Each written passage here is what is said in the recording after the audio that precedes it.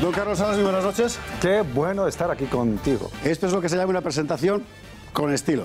Bueno, Carlos Salas iba a venir hoy a hablar aquí de los chalecos amarillos, un movimiento al que en general la prensa española, siguiendo a la estela de la prensa francesa y europea en general, ha despachado con términos más bien peyorativos. Es interesante. Es el único movimiento estrictamente popular que hay en Europa después de la Segunda Guerra Mundial. Derechas, izquierdas, mezclados, bueno, y los desdeñan como bueno, como decía el propio Macron, de Gaulois refractaires, de los galos refractarios, una cosa así como muy desdeñosa. Así le está yendo a Macron. La realidad es que es un movimiento que está poniendo en jaque a todo el sistema en Francia. Carlos, digo, iba a venir a hablar de esto, de los chalecos amarillos, pero por el camino se nos ha cruzado un asunto que aquí enunciábamos la semana pasada cuando él estuvo, que fuera el de Venezuela. ¿Se acuerda usted a propósito de Nicaragua, de los movimientos de carácter, en fin, digamos, neoizquierdistas en Hispanoamérica? Y salió el tema de Venezuela porque él es un profundísimo conocedor de la vida política venezolana. Y aquí que hoy la noticia evidentemente es lo que está pasando en Venezuela. Dentro de poco, gracias a los compañeros de NTN24, la cadena colombiana, podremos ir a ver lo que está pasando en las calles de Venezuela. Pero de momento, Carlos, una primera valoración.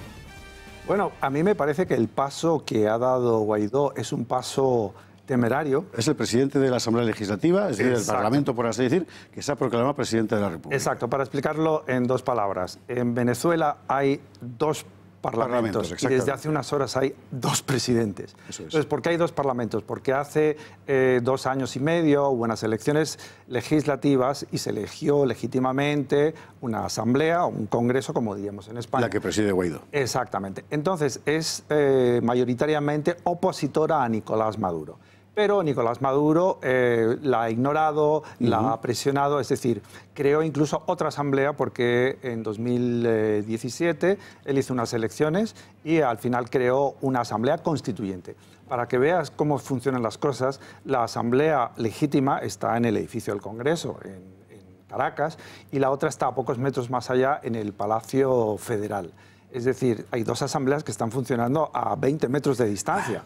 Y hasta ahora Maduro, como tenía el poder ejecutivo y el poder judicial, que son chavistas, él gobernaba a sus anchas e ignoraba todo lo que hacía la Asamblea Legítima, en leyes, cualquier cosa, lo ignoraba. ¿Qué ha pasado? Que hace unas semanas esa Asamblea Legítima, la opositora de Maduro, nombró un nuevo presidente, que es Juan Guaidó. Y eso fue aproximadamente el 5 de enero.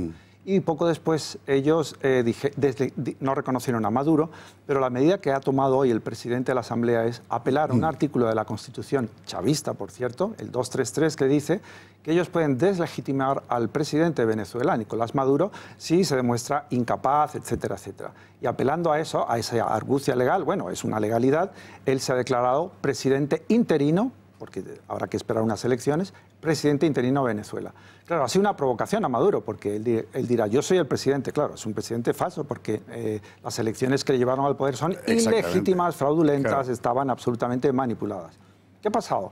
Que apenas Guaidó hace esto, además lo anuncia en una parte importante de Caracas, en la plaza de Chacaíto, que además se llama Juan Pablo II, inmediatamente Estados Unidos ha movido una pieza, que es Donald Trump, ha enviado un tuit a través de esta red social diciendo reconozco a Guaidó como el presidente interino de Venezuela. Y eso ya son palabras mayores. Claro, claro, eso ya son palabras mayores. ¿Quién le ha seguido? Colombia, Brasil, acabo de leer que Ecuador. Y bueno, ya sabes que hay 60 países que no reconocen a Maduro como presidente tras el fraude cometido en las últimas elecciones.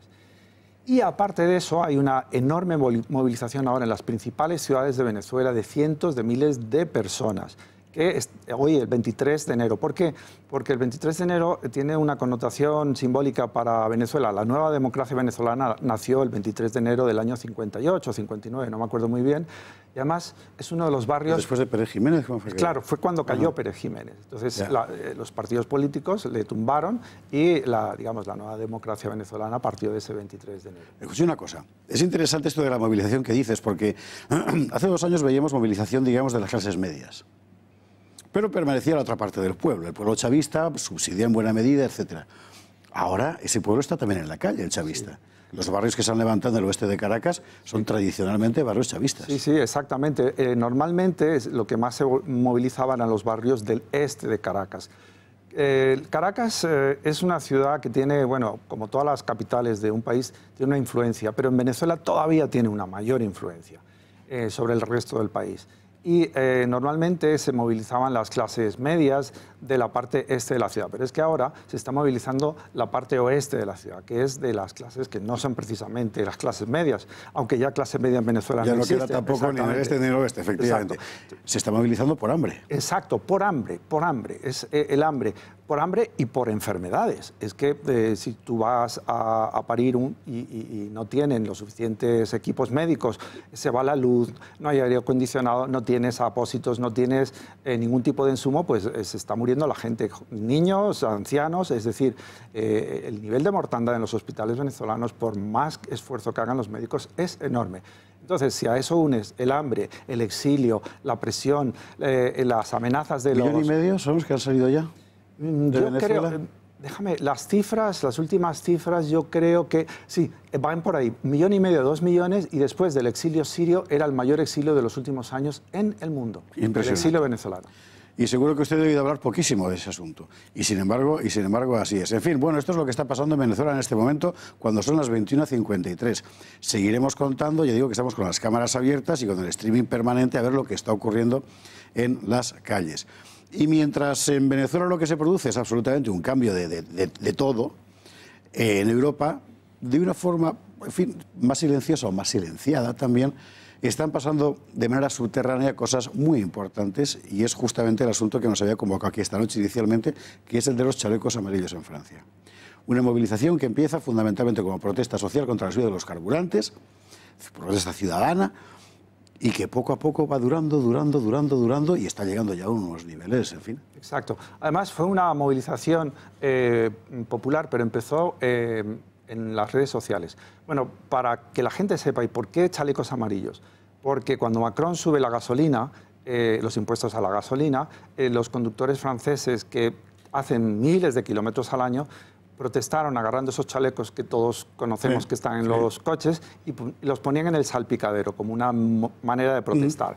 Y fue creciendo eso y una mujer que se llama Jacqueline Moreau subió un vídeo a YouTube en el cual ella decía: hago 20 a 25.000 kilómetros al año, esta subida me está afectando mucho, no puedo más. Y se dirigía especialmente a Macron. Y le decía aquello de: usted sube los impuestos, pero no se sube los aviones, no se sube los barcos. ¿Y a mí por qué? ¿Qué hay que hacer con ese dinero? Una piscina en el Eliseo, le decía. Bueno, pues tuvo un éxito enorme, millones de visitas a través de las redes sociales, muy compartidas. Y poco después, otro francés sube se llama Drouet, Eric Drouet, sube a Facebook una convocatoria para una gran manifestación, como ha hecho Venezuela hoy con Guaidó, una gran manifestación para el 17 de noviembre, que todo el mundo salga a la calle a protestar. En efecto, llega el 17 de noviembre esta convocatoria por Facebook y miles, se calcula que 290.000 franceses ocupan las calles. Pero eso al final va generando no solamente bloqueos, la policía ataca y entonces la masa se enfurece, con lo cual al final hay de todo. Hay destrozos de edificios públicos, privados, tiendas, y el movimiento empieza a crecer y cuenta con el apoyo de la mayor parte de los franceses. Como tú has dicho, un movimiento popular de todas las clases sociales, de todas las edades. Y al final más gente dice: bueno, pero solo por la subida de la gasolina. No. Muchas veces este tipo de cosas sociológicamente detonan por un pequeño hecho, ¿no? Es como la teoría de la mariposa. Y el descontento de los franceses viene ya desde la crisis del 2008. Francia no se ha recuperado, tiene un paro del 10%, aquí tenemos del 15%, es verdad, pero para ellos es mucho. Para ellos es mucho. Francia, por ejemplo, Alemania, su vecino, tiene un 3,2%, Holanda tiene un 4%, y Francia no logra bajar el paro. Luego, el paro juvenil en Francia es más del 20%. Y luego hay mucho trabajo basura. Tú sabes aquella jornada laboral que se aprobó hace tiempo de 35 horas semanales. Bueno, eso es en apariencia, porque mucha gente tiene que hacer horas extras para llegar a fin de mes. De hecho, una de las consignas de este movimiento de chalecos verdes es: nos preocupa el fin de mes, no el fin del mundo. Exactamente. Entonces, sí, ¿qué es lo que tratan de hacer ellos? No solamente protestar por la subida, sino por la calidad de vida y el deterioro que están llevando la población francesa en general. Y aunque, curiosamente, desde que llegó Macron en el 2017, la economía francesa ha mostrado signos de mejora, ha bajado un poco el paro. Sin embargo, los economistas, yo que como periodista económico más o menos conozco un poco eso, muchas veces se dejan llevar por las estadísticas. Y decían, mira, el euro se ha reforzado con Macron, mira, es que ha bajado el paro, mira, además ha facilitado, ha bajado los impuestos por aquí y por allá. Sí, pero la economía no es una estadística, es un estado de ánimo, como el fútbol. Entonces, ¿qué es lo que le está pasando incluso a muchas familias españolas? Que dicen, mira qué bien va la cosa. Y la gente dice, no, yo no lo percibo. Y eso es lo que pasa en Francia. Y Francia, como tú bien sabes, tienen una gran tradición de manifestaciones en masa. Si las hacen con grandeur. Sí, sí. Revolución Francesa... preferiblemente cortando la cabeza a algún rey por el camino. Revolución Francesa, la Revolución de 1848, la Comuna de París, mayo del 68, y salen a la calle porque tienen el orgullo de ser se sienten ciudadanos republicanos y para ellos la protesta forma parte de su ADN. A fecha de hoy, incomprensión generalizada en los medios de comunicación, por supuesto españoles, también franceses, sobre todo franceses, la movilización que permanece.